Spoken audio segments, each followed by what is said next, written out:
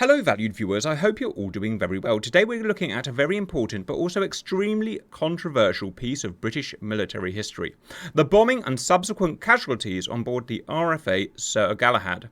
In summary, at 1400 local time, 8th of June 1982, 3 Argentine Skyhawks attacked the Sir Galahad ship. The ensuing firestorm killed 48 men initially, and by the end of the day 56 were dead, with at least 150 wounded. This was the highest single incident casualty rate for the British of the entire war, and in British history since World War II. The controversy isn't that the Argentines bombed the ship. They were well within their wartime law. The controversy is because so many of the men on board had died and were wounded as a result. The reason for the high casualty rate was that there were so many men on board the ship when the bombs hit. More than 300 infantry, Welsh Guards in 2 companies, plus crew. But these men shouldn't have actually been on that ship at all. They were supposed to have disembarked the ship more than 6 hours previously. The guards specifically refused an order from the higher command to leave the ship. I can summarise 3 main reasons for them refusing to leave the ship on that day. 1. Political interference from London, over 7,000 miles away. 2. Communication problems. This is something that dogged almost every part of the British operations during the Falklands War, and we're going to dig into this further today. And third is a reason that's actually a new concept to me, something called inter-service rivalry. This also played a part, and we'll dig into this further. Now at this point we would usually jump into our aircraft and do our version of the reenactment, but this time, because the subject is so important and complex, I think we first need to unpack the history in detail so that we can understand what was going through the heads of the Welsh Guards commanding officers on that day. For this, we need to rewind 2.5 weeks and study the entire chain of amazing and complex events that led to this disaster. If you can, viewers, please stay with me, as this is really important for what we're doing today. We start here, viewers, 2.5 weeks previously. On the 21st of May, of course, a massive amphibious British fleet sail into the Falkland Sound. On board 2 of the ships are more than 2,000 infantry, known as 3 Brigade. This is half of the infantry that will be landed during the war, followed a few days later by 5 Brigade. The battalions within 3 Brigade consisted of 3 Para, landing at San Carlos port here. That's the 3rd Battalion of the Parachute Regiment, with 4-2 Commando. This brings us to one of our first points, the inter-service rivalry. The Commando battalions were Royal Marines. I would liken them to the US Marine Corps, where the Parachute Regiment were Army, and there was fierce rivalry between these branches. This rivalry was encouraged by the higher echelons. It tended to make the men perform better if they were competing against each other, but as we'll find out today, it can also lead to friendly losses. 4-5 Commando landed at Ajax Bay, 4-0 Commando at San Carlos Settlement, and 2 Para took the Sussex Hills here.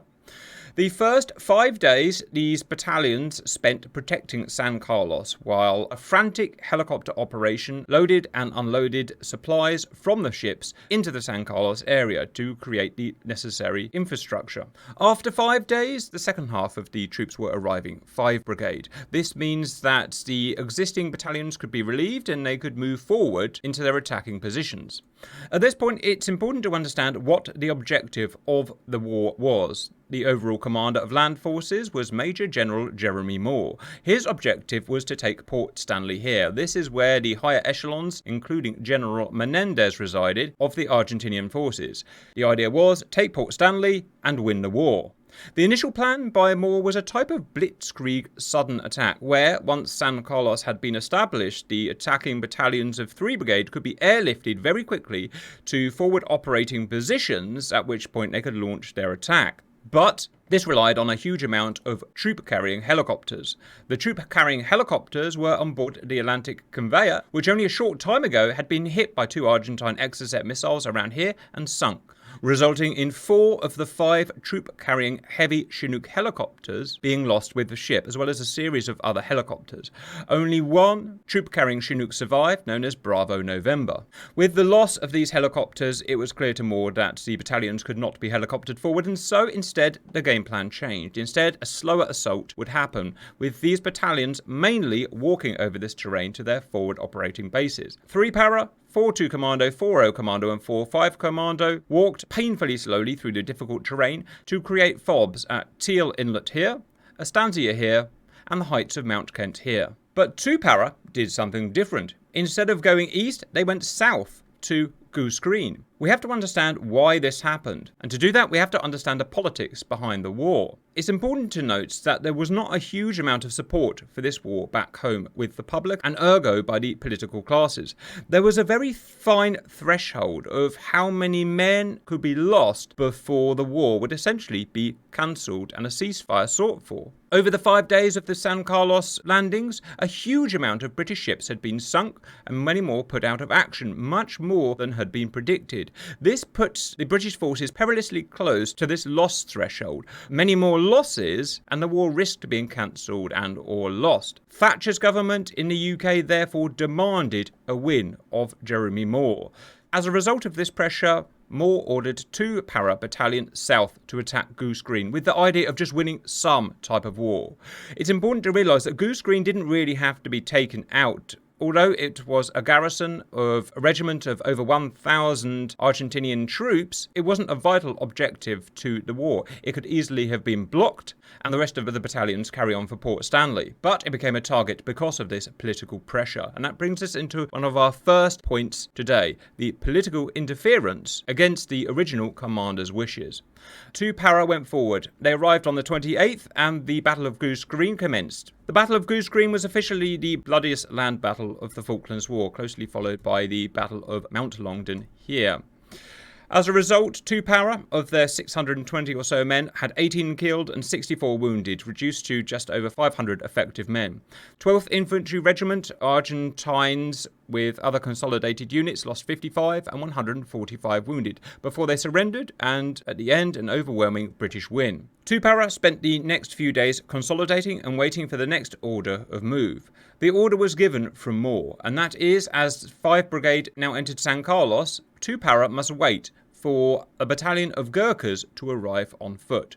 When the Gurkhas arrived, 2 Para and the Gurkhas would then all move on foot to a southern forward operating base here. The timings were very important. It's important that 2 Para walked. It would have taken several days to do the 35 miles in rough terrain from Goose Green to Fitzroy here, where the FOB was planned.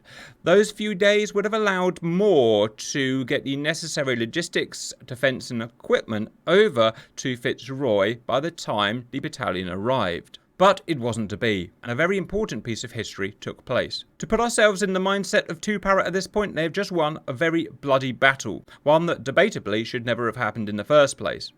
Their senior officer was killed during the battle. When the battle looked like it was stalling, he charged an enemy trench and was shot to death. They were in no mood at all for waiting for the Gurkhas. They had blood in their nostrils and they wanted to get moving quickly. So they took the initiative. They actually hijacked a helicopter, and I don't use that term loosely. They did physically hijack a helicopter. It just so happened to be Bravo November, which was the only Chinook operating in the war. They dangerously overloaded it with 84 men on a first run and forced the pilot to fly 35 miles to Fitzroy, where they unloaded the 84 men. They then forced the pilot back to Goose Green to take another assignment of 75 men back over to Fitzroy. There were now nearly 200 2 Para at Fitzroy, several days before they were supposed to be there. With the sun setting, the Chinook pilots could not fly back to Goose Green, so he went straight back to HMS Fearless here to report to General Jeremy Moore what had just happened. Moore was furious that the mini coup had taken place. His entire plan had been scuppered. The timings were all wrong. The weakened 2 companies of men at Fitzroy were extremely vulnerable with no protection. We have to remember that nearly 4,000 Argentinian troops were operating in this area here. At any point, they could have pushed forward, overrun the British and killed and captured them. Again, I referred you to the point earlier, there was a fine threshold of how many men the British could lose, and this would have put them over the edge. So the entire plan had to be changed. Moore knew that there was no way that he could move the necessary infrastructure and troops to Fitzroy now by air in the time required. He had to find another way of getting the support that the men needed at Fitzroy. He had no choice, therefore, to move the men and materiel by sea. This was done by 2 landing ships and 2 auxiliary ships, and it's important to stress this is absolutely something that Moore did not want to do. It was incredibly dangerous to operate these non-defended ships in this way. More importantly, to get to Fitzroy, the ships had to sail within this 25-mile exclusion zone of Port Stanley, set up a few days earlier because a land-fired Exocet missile had recently been fired from Port Stanley and missed one of the British ships. We have to remember that as well as the 5 air-launched Exocet missiles, the Argentines also had several land-launched variants, mainly based around Port Stanley. Purely out of interest, a few days later, during the main attacks of the 12th of June, HMS Glamorgan was struck by an Exocet fired from Horse Point here, as she was supporting the attack on Two Sisters here with their naval gun. She strayed into this 25-mile exclusion zone. 16 sailors were killed and the ship seriously damaged. Anyway, back on point. The next stage, as we said, was the ships. 4 ships sailed over 4 days. On the 5th, the landing ship Intrepid sailed from here. She was filled with a battalion of Scots Guards, that's 600 men. They sailed through the Sound, beneath the eastern island here, and around to Lively Island. She didn't dare go further than Lively Island because of the exclusion zone that we said. She anchored here, and then she unleashed her 4 LCUs, very large landing craft. She was a landing craft, so this is how they were designed to operate. Each landing craft could fit on 150 men, so the 600 plus Scots Guards fitted on the LCUs. They sailed towards their landing point, Port Pleasant here, which would have taken 8 hours until they reached this point here. At this point we stop, because other things were happening at the same time. The next point we want to look at is the miscommunication or problems with communication, as well as sporadic lack of AEW. To help overcome radio problems, small helicopters known as teeny weenies were periodically sent to the mountaintops to place radio relay stations that could relay messages from parts of the Falklands over the island to the other side. This was done on many of the peaks. On the 5th, a Gazelle helicopter took off from Fitzroy with equipment here, with the intention of placing a radio relay on top of Pleasant Peak here. At this point, it was spotted by HMS Cardiff here, which subsequently fired a Cedar missile shooting down the Gazelle. A terrible case of friendly fire. Why did this happen? This happened for many reasons. First, the British simply did not make Cardiff aware that the Gazelle was flying. Again, communication problems. But there were redundancies. All British aircraft flying in the war had IFF systems to tell whether they were a friend or foe. But the systems caused problems with a lot of the aircraft they were on, and it wasn't uncommon for the helicopters to turn off their IFF systems because they interfered with the radios and other electronics, and this Gazelle had indeed turned its IFF system off. The HMS Cardiff, which had reports of hostile C-130s which fly at a similar speed as the Gazelle at times, thought the Gazelle may be a C-130, therefore it shot it down. Back to the Scots Guards in their 4 LCUs. They reached this point here, where again HMS Cardiff sees them on her sea radar. Again, due to communications problems, HMS Cardiff has not been made aware that the LCUs are sailing, so it assumes they are hostile, and it begins bombarding them with its 4.5-inch shells. The 600 men are lit up by star shell, and then high explosive shells begin smashing around their LCUs. In a massive panic, one of the LCU turns and charges HMS Cardiff. She flashes her light frantically. Morse code, stop firing, we're friendly. At the last minute, Cardiff ceases gunning. It's important to understand how serious this incident was. As it happens, naval gunnery is pretty inaccurate. None of the men on board were hurt, but it easily could have been. If those 4 ships had been hit, and they would have easily been sunk, that's 600 men that definitely would have drowned. That would have put the threshold of loss way above what the UK public could tolerate. So it was a very, very close call. And another example of the scene we're trying to set that happened a few days later. The surviving LCUs then sailed another 6 hours to Port Pleasant here. By the time they got there, the Scots Guards had endured 8 hours of absolute misery, as well as nearly being killed by their own guys. The 2 Para make note of unloading the guards and the absolute state and shock that they were in. That was the 5th. Now we're on to the 6th, which was HMS Fearless, the same type of landing ship as Intrepid, sails from here. She has a battalion of Welsh Guards, over 600 infantry. She sails a similar route round the Horn, but this time she plays it a little bit closer with the previous night's events in mind. And I should say, all of this is done at night. These ships are not moved in the day. They would have been hit by Argentine bombers very easily, so everything is done at night. With what happened in mind, they decided to try and shorten the amount that the LCUs have to sail, so they stop at Elephant Island here, with the intention of loading the Welsh Guards into the existing 4 LCUs that were used by the Scots Guards here.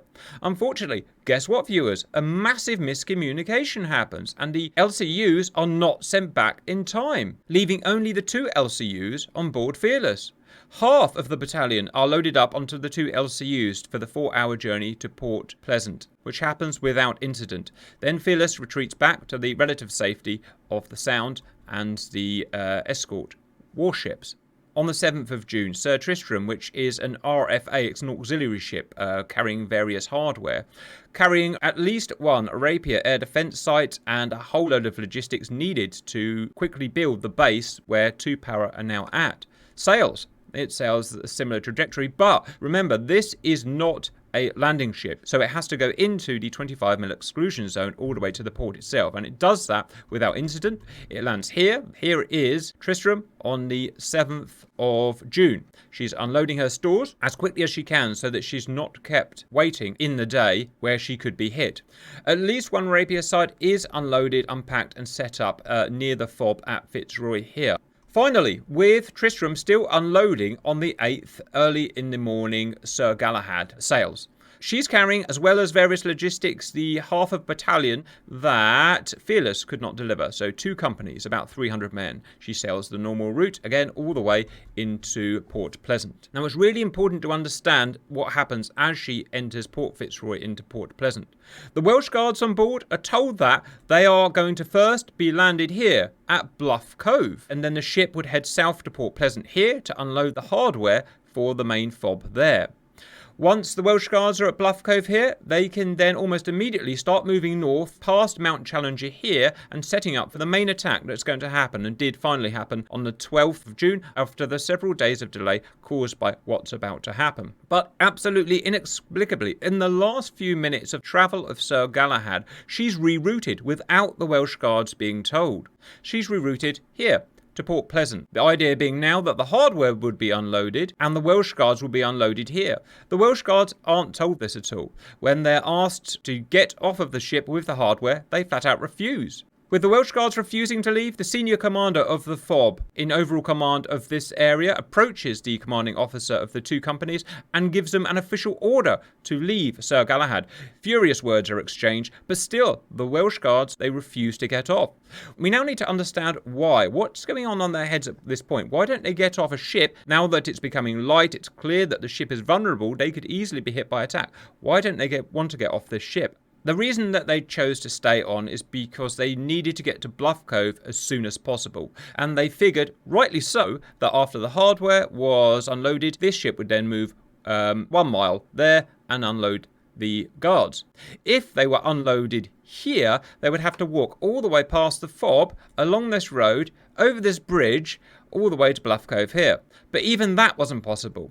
When the original Argentine contingents of Fitzroy were pushed out by the 2 Para push, they demolished this bridge along their way and then scattered for the hills. This means that the Welsh Guards would have to have moved all the way along this line here around the estuary. This was very tough going, and most of it was marshland, and it would have taken several days, putting them several days behind their intended point of being at Bluff Cove, and therefore, in their minds, and correctly so, delaying the entire attack. This goes back to the rivalry. These mountains here have been successfully taken by the Royal Marines commandos here, and the Welsh Guards absolutely did not want to fall behind the commandos. They wanted to be ahead of them. This is normal service rivalry that made them fight better. At this point, I invite you to have a little think. If you were in that position, a commanding officer of the Welsh Guards, would you have exited the ship as ordered, or would you have actually stayed? That's a real tough one, but I completely sympathise with their plight. Other events were taking place, viewers. We actually need to go back a day now. So we're on the 8th at the moment, but back on the 7th, as was normal, 4 Learjet photo reconnaissance planes flew over the Sound.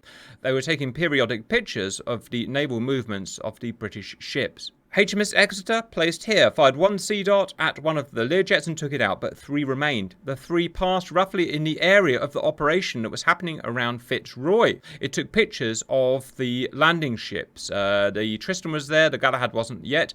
After landing, the photos were immediately dispatched to General Mendes here and to the mainland commanders. Seeing that these were undefended, there were no warships here, they could send in an attack of bombers. And so that brings us to our Argentine attack. Briefing began in the early hours of the 8th of June. In total, 19 aircraft would be launched from Rio Grande and Rio Gallegos. Their intention would be to bomb the RFA ships landing at Port Pleasant.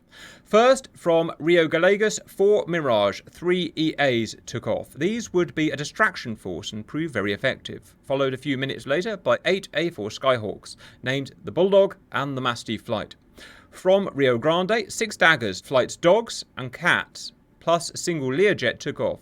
Before they reached the Falklands, 5 jets had to turn back. The Learjet turned back as planned because it had fulfilled its task of navigating the attack to land for visual navigation.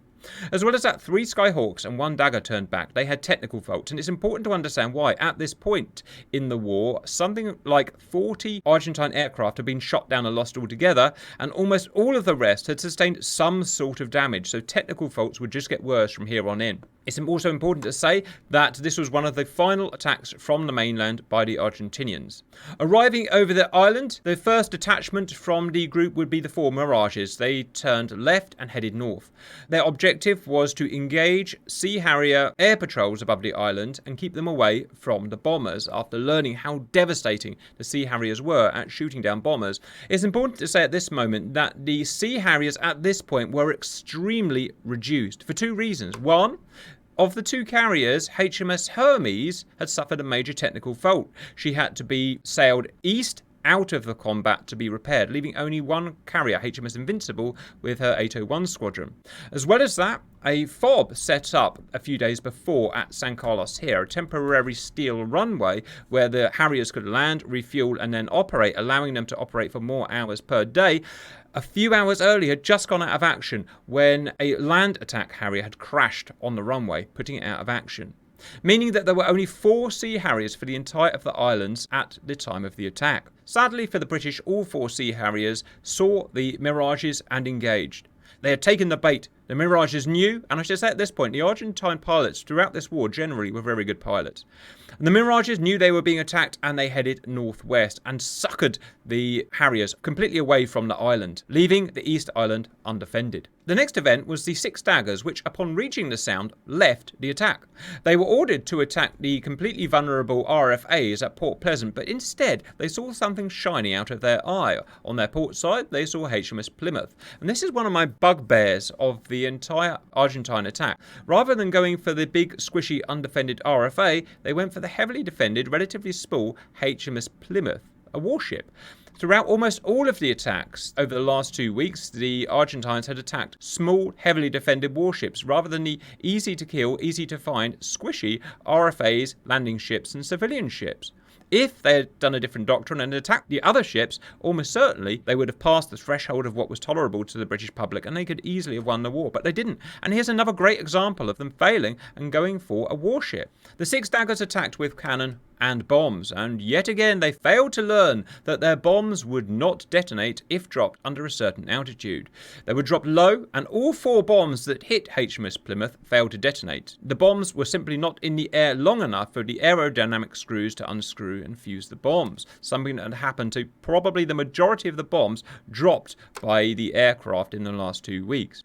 The first bomb smashed through the funnel and landed in the water beyond. 2 more bombs skidded off the deck, and the third hit a depth charge on the stern. The bomb didn't blow up, but the depth charge did, and this is critical because the depth charge created a huge explosion, a massive fireball, and lots of smoke. It was very dramatic. This fooled the Argentinians into thinking HMS Plymouth had been hit by one of the bombs. If one of the bombs had hit, the ship would sink. The bombs blow up inside the ship and break the back of the ship. But because the explosion was on top of the ship, it caused only exterior damage and relatively minor crew casualties. The ship was fine, but the Argentinians assumed it was destroyed on their follow-up BDA pass and reported to General Mendez here and higher command on the mainland that the ship had been sunk, which just left the 5 Skyhawks. They continued on as planned. They were part of Grupo 5, the most feared of the Argentinian attackers. Grupo 5 Skyhawks have scored most hits against the British ships in the last 2 weeks. Out of interest, we will be doing a reenactment at some point, and these are our Skyhawks. This is where we'll be starting from. They get within distance of Elephant Island here on their way to Pleasant Port, and at 13:55 local time, they encounter a teeny-weeny scout helicopter X-ray 629. Not seeing it, they charge straight through it. The scout helicopter had to take violent evasive maneuvers to avoid being struck, then did an emergency auto-rotation landing, at which point the aircraft was written off with transmission damage. The Skyhawks thunder towards Port Pleasant. They first miss the ships, then see the ships, and then attack. At this point, 1400 local on the 8th, Tristram is there, and Galahad is there, still unloading, and Galahad still has its 300 men on board. They turn in, and they attack. The RFAs themselves are not defended. The rapiers are set up, and the cloud punchers, the guys that operate the rapiers, take the initiative and aim at the incoming RGs. If they get the missiles off quick enough, they can stop ships being attacked. They get a lock on the Argentinian aircraft and fire. They pull the trigger, but unfortunately the missiles failed to fire. This is a massive shortcoming of the rapier system that was discovered during the battle. This happened many times. The fact was the rapier system, as good as it was, took a long time to calibrate.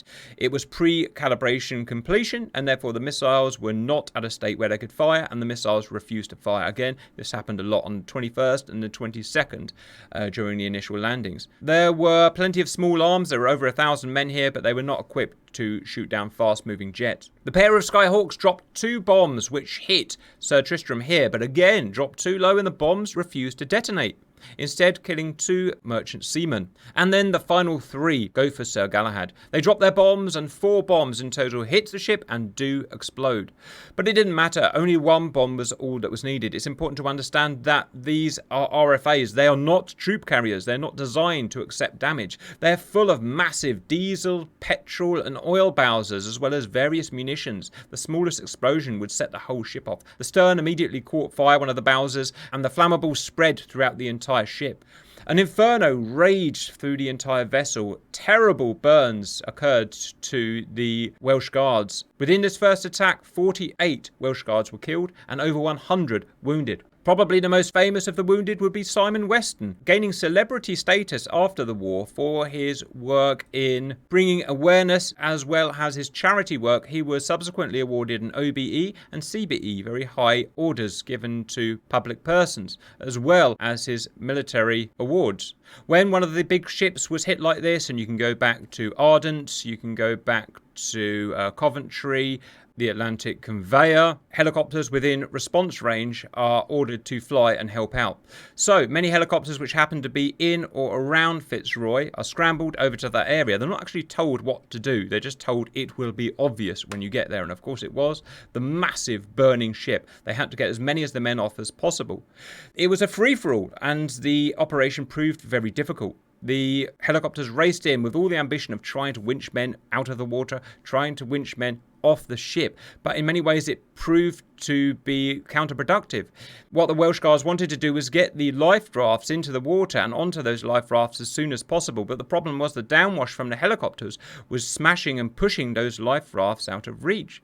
Eventually, one of the Sea King helicopters took charge and ordered the other helicopters to stand off while the various men filled the life rafts. At that point, the life rafts malfunctioned in a strange way, in that when they were pulled away from the ship, they were immediately sucked back into the ship by the fires. Remember, this huge thing is burning at several hundred or thousands of degrees, and so they start winching men off these dinghies, and eventually one of the more enterprising Sea Kings realised that he can use his downwash of his rotors to physically push the dinghies away south from Galahad to the shore. And that pretty much concludes what I wanted to talk about, guys. A couple of things I missed off when we were talking about the threshold of the casualties being met. That would be just after Coventry was hit around here by Skyhawks and sunk, again with huge losses. So that's something to take into account.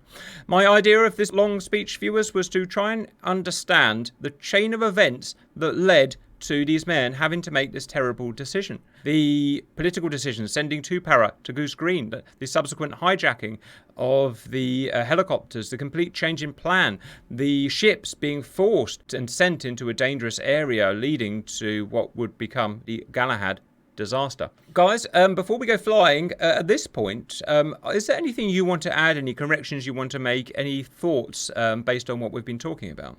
No, I think you've said pretty much everything, Cam.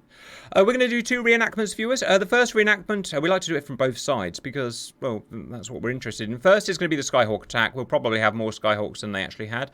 In terms of their equipment, they would have empty external fuel tanks at this point and bombs. Now, the bombs they carried, I found it difficult to find out what. Probably because it's never that simple. They probably had mixed loadouts of bombs. One book I've read said they had 1,000 pound non-retarded bombs, and one book said they had 4 500-pound Spanish-built retarded bombs. So I've gone for the retarded bombs, 500 pounds, and that's what we'll use, guys.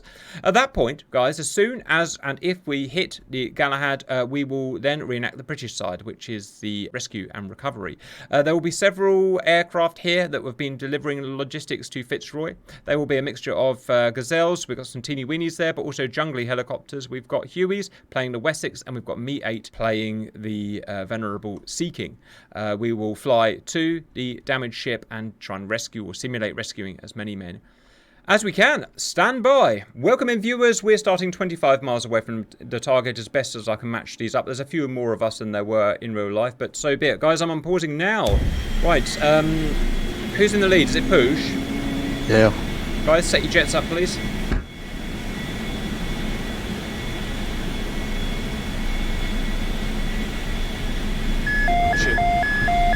In real life, at least as I've read, they actually flew past the target and then attacked from the east, but I don't know how far by, so we're essentially just going to go straight to the target.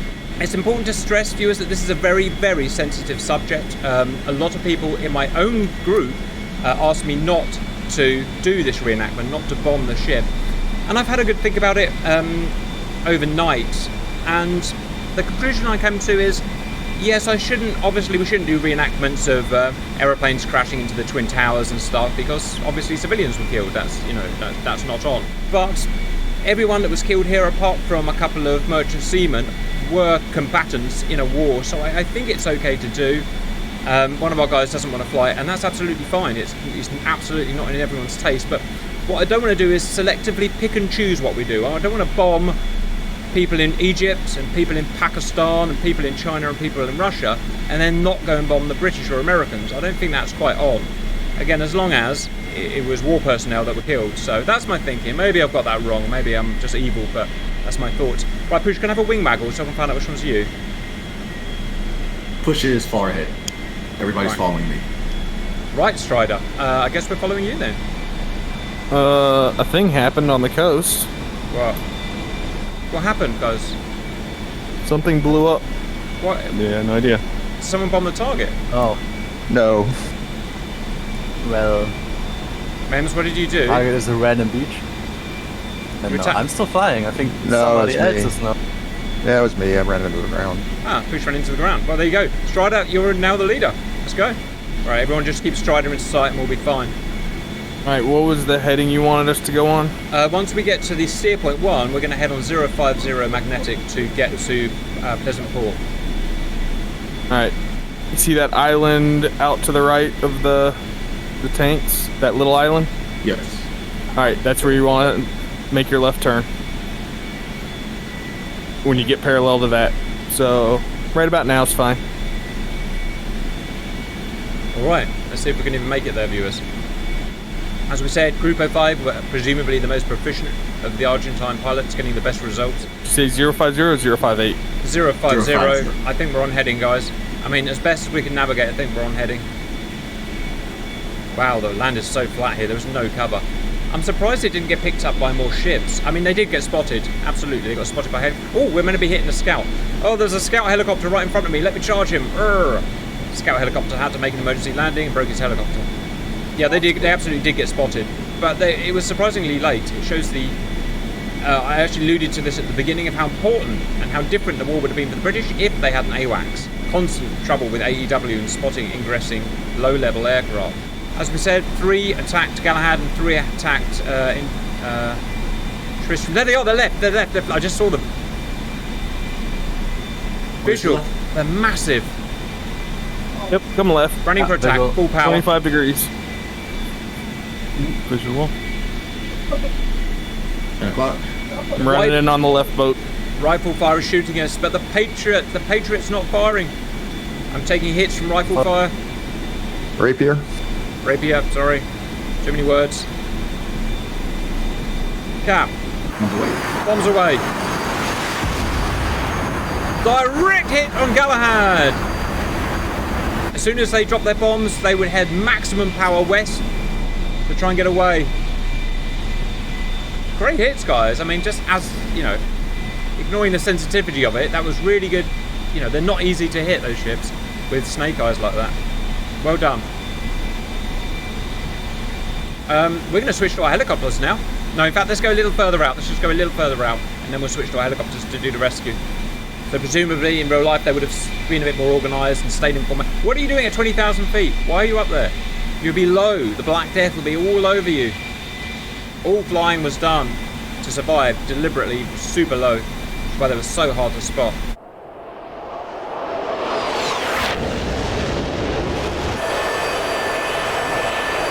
Alright guys, I think that will do it. I'm going to go and jump into my Wessex. Right, viewers, we've switched into the rescue helicopters, which were operating around and on their way to and away from Bob Fitzroy. They weren't told what to do, they were just told search and rescue near Pleasant Port, and as soon as they got here they realised obviously what was going on. One of the major ships was on fire. This was a normal event whenever any major ship was seriously hit. Although we've seriously wounded it, it's not on fire for some reason on our screen, but so you're going to have to imagine. Guys, Galahad is the one further on.